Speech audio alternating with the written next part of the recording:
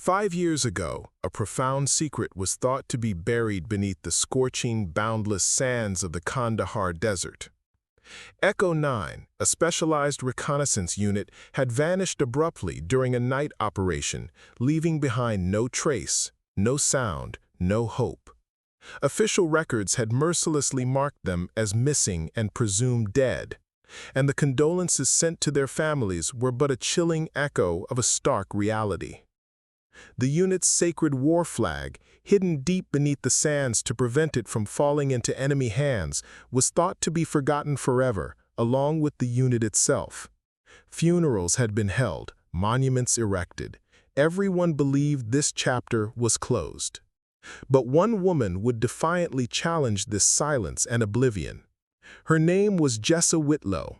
In her mid-30s, a former military correspondent and a master scout, possessing keen eyes that could decipher even the darkest secrets of war and a resolute spirit. This loss had deeply affected her, propelling her into an unending personal mission. Jessa, cloaked in anonymity, was advancing into the depths of the forbidden zone like a shadow. She carried nothing but her simple, worn khaki field clothes, a few bottles of water, dried energy bars, and a compass in her small bag. In this ghost zone, where radars were blind and satellite signals were cut, a place even marked unknown on maps, she took every step with immense care, almost sacred reverence.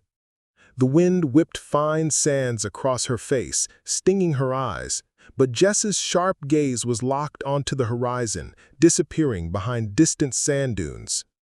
These eyes, carrying the fatigue of a 5-year relentless search, also reflected the unwavering resolve of a spirit that would never yield, a living testament to unyielding loyalty.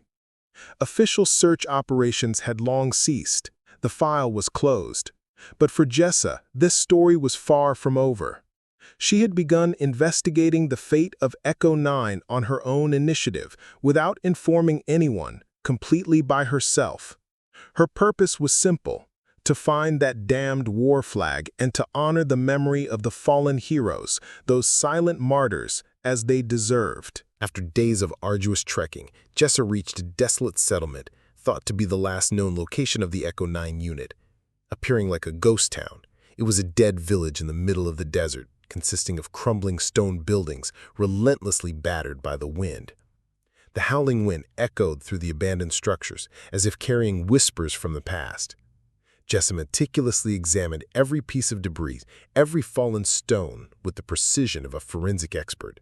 She dug through the sands with her bare hands, lifted overturned timbers. In every corner, she searched for a trace of Echo 9, a memory, perhaps even their last breath. Hours passed. The sun had descended from its zenith, yielding to a melancholy twilight painted in hues of red and purple. Every fiber of her body ached with fatigue, and despair slowly began to gnaw at her. It was then, at the base of a crumbled, rubble-strewn wall, that she noticed an old, rusted metal box. Her heart began to pound rapidly, faster than it had in years. She wiped away the dust with her fingertips and carefully, as if unveiling a secret, opened the rusty lid. Inside, neatly folded, worn by years and war, yet with symbols still vibrant and clear, lay a piece of fabric, the war flag of Echo 9. As Jessa clutched the sacred flag in her worn hands, she heard an ear-splitting metallic roar approaching from the sky. 2 American Apache helicopters, kicking up clouds of sand, were rapidly approaching the village from a low altitude. It seemed they had mistaken Jessa for a threat. As the helicopter's targeting reticle, like laser beams, locked onto her, the faded flag held high in Jessa's hand was far more than a bullet, a bomb, in the eyes of the pilots. It was whispering a forgotten, silent vow of patriotism, a cry from the past. Without a moment's hesitation, she retrieved the flag from the base of that crumbling wall and with all her strength raised it into the air like a shield. The worn fabric, fluttering in the desert wind, bore the proud eagle and sword emblem of Echo 9, and a final act of defiance. Jessa's eyes were fixed on the death machines in the sky. Her face showed no trace of fear nor a shadow of surrender. Only the weight of the unit's legacy on her shoulders and an unwavering loyalty illuminating her soul. Major Nathan Thorne, sitting in the pilot seat of the first Apache helicopter, had locked his targeting reticle onto Jessa. His finger was on the trigger, awaiting orders. "Target identified," he radioed to Captain Lena Clark, his voice metallic. "Weapons ready." Captain Lena, Major Thorne's experienced co-pilot, was strictly by the book and viewed the situation with suspicion. "Awaiting your fire command, Major. Awaiting your fire command."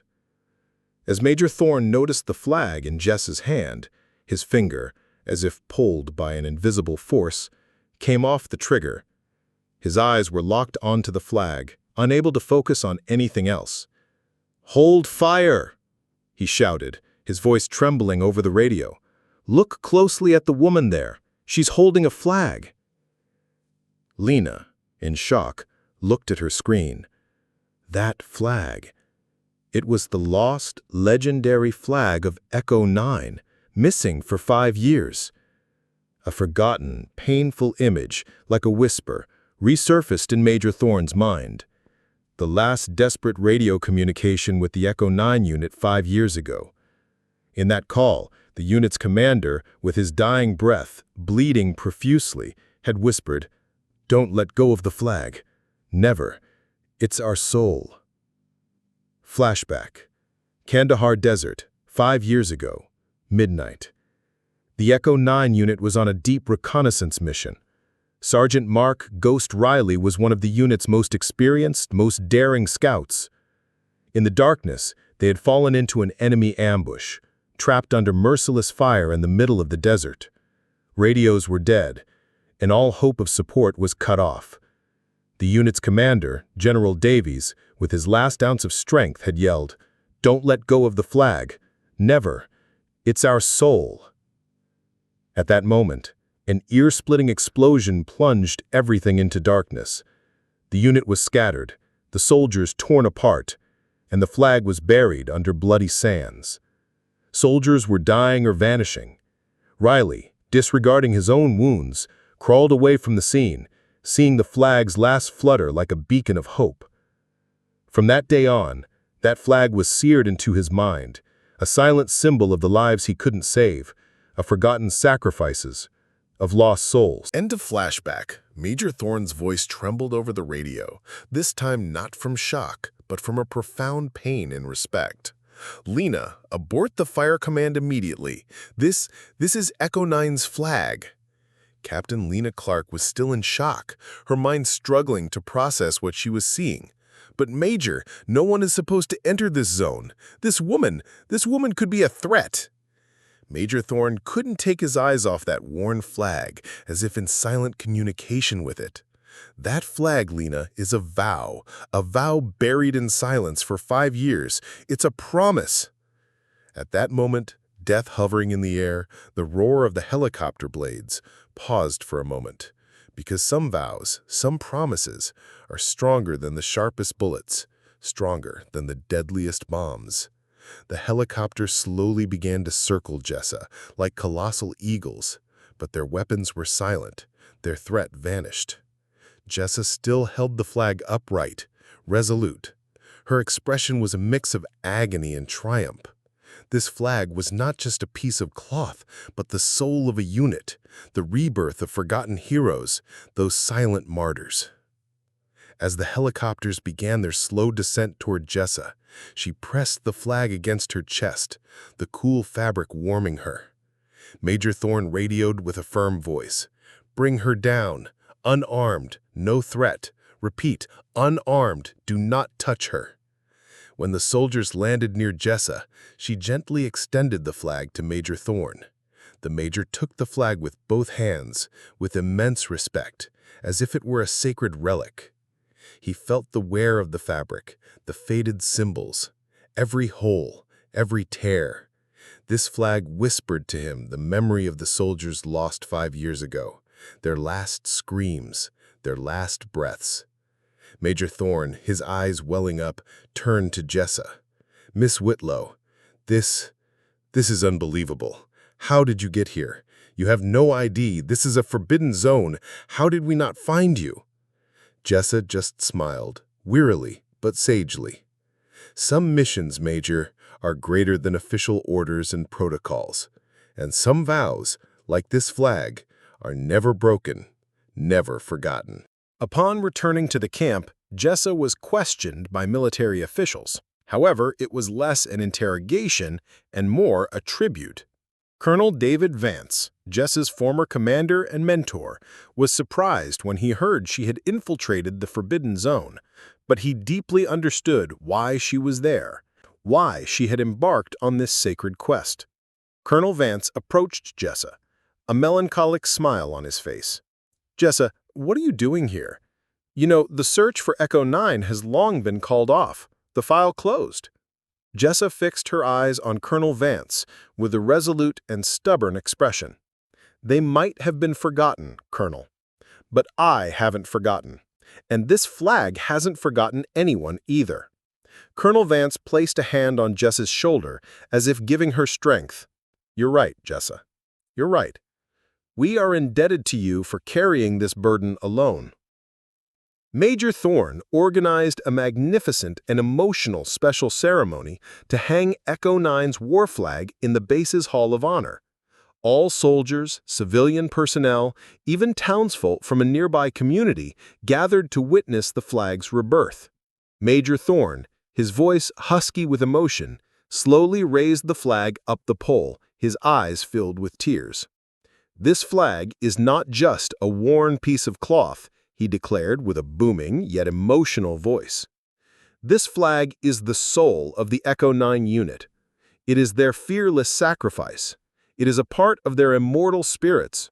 And today, this flag has been reborn before our very eyes by the silent, unwavering vow of one woman, Jessa Whitlo." Captain Lena Clark and the other pilots looked at Jessa with deep respect. None of them underestimated her anymore. She was a true hero rising from the midst of modern warfare, carrying the marks of honor and loyalty in her eyes. After the ceremony, Jessa, like a shadow, quietly disappeared. No one dared to look for her, or perhaps they deemed it unnecessary. They knew that some heroes, true heroes, preferred to remain away from public applause and fame, choosing silence instead. Her legend spread with the desert wind, carried by whispers, the woman who brought back the flag. She would remain an invisible hero, not on the dusty pages of history books, but living in hearts. But most importantly, Jessa had shown everyone that true heroism is not measured by applause, but by sacrifices made in silence, by forgotten vows. A few months later, Colonel David Vance found Jessa. She was working voluntarily in a small-town library. Colonel Vance approached Jessa with a new, sealed file in his hand. "Jessa, there's a new mission. The story of Echo 9 is deeper than we thought. Their traces, they're still hidden beneath the sands of Kandahar. We found a clue. This file could reveal why they truly vanished." A familiar spark ignited in Jessa's eyes. The rebirth of the flag was, in fact, just the beginning of the real mission, the true struggle. War was not merely a physical conflict, the sound of bullets, the explosion of bombs. It was also ongoing in the silence and memories, in pursuit of forgotten truths. Jessa was ready for the new mission, because the silent vow of patriotism had not yet been fulfilled. The silent whispers of war were calling her again. This story is a testament to silent heroes, invisible sacrifices, and underestimated talents. It reminds us that sometimes the greatest strength is hidden within a humble soul, far from any showmanship. They do not seek applause, nor do they crave recognition. They simply do what is right and then melt into the shadows.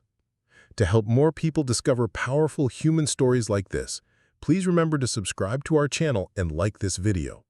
In the comments section, we invite you to share your own stories of silent heroes you have witnessed in your life. Individuals like Jessa, whose names may be unknown, but whose presence you felt. Perhaps our next story will be inspired by yours, or perhaps it will be your story itself. Because some stories speak far louder than words and leave the deepest imprints.